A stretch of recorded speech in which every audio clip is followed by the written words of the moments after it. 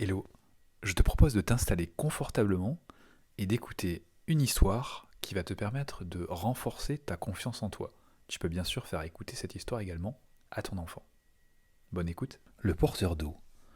Un porteur d'eau indien avait deux grandes jarres suspendues aux deux extrémités d'une pièce de bois qui épousait la forme de ses épaules. L'une des jarres avait un éclat, et alors que l'autre jarre conservait parfaitement toute son eau de source jusqu'à la maison du maître, l'autre jarre perdait presque la moitié de sa précieuse cargaison en cours de route. Cela dura 2 ans, pendant lesquels, chaque jour, le porteur d'eau ne livrait qu'une jarre et demie d'eau à chacun de ses voyages.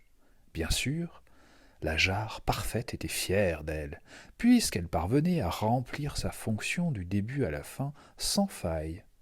Mais la jarre abîmée avait honte de son imperfection, et se sentait déprimée parce qu'elle ne parvenait à accomplir que la moitié de ce dont elle était censée être capable. Au bout de 2 ans, de ce qu'elle considérait comme un échec permanent, la jarre endommagée s'adressa au porteur d'eau, au moment où celui-ci la remplissait à la source. Je me sens coupable, et je te prie de m'excuser. Pourquoi demanda le porteur d'eau. De quoi as-tu honte? Je n'ai réussi qu'à porter la moitié de ma cargaison d'eau à notre maître pendant ces 2 ans, à cause de cet éclat qui fait fuir l'eau. Par ma faute, tu fais tous ces efforts et à la fin tu ne livres à notre maître que la moitié de l'eau. Tu n'obtiens pas la reconnaissance complète de tes efforts, lui dit la jarre abîmée.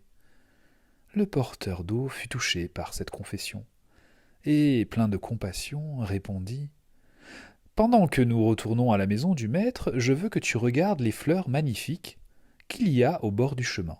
Au fur et à mesure de leur montée sur le chemin, au long de la colline, la vieille jarre vit de magnifiques fleurs baignées de soleil sur les bords du chemin.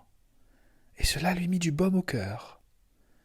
Mais à la fin du parcours, elle se sentait toujours aussi mal, parce qu'elle avait encore perdu la moitié de son eau.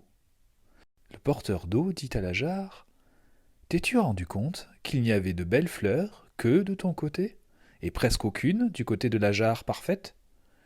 C'est parce que j'ai toujours su que tu perdais de l'eau, et j'en ai tiré parti. J'ai planté des semences de fleurs de ton côté du chemin, et chaque jour, tu les as arrosées tout au long du chemin. Pendant 2 ans, j'ai pu, grâce à toi, cueillir de magnifiques fleurs qui ont décoré la table du maître. Sans toi, jamais je n'aurais pu trouver des fleurs aussi fraîches et gracieuses.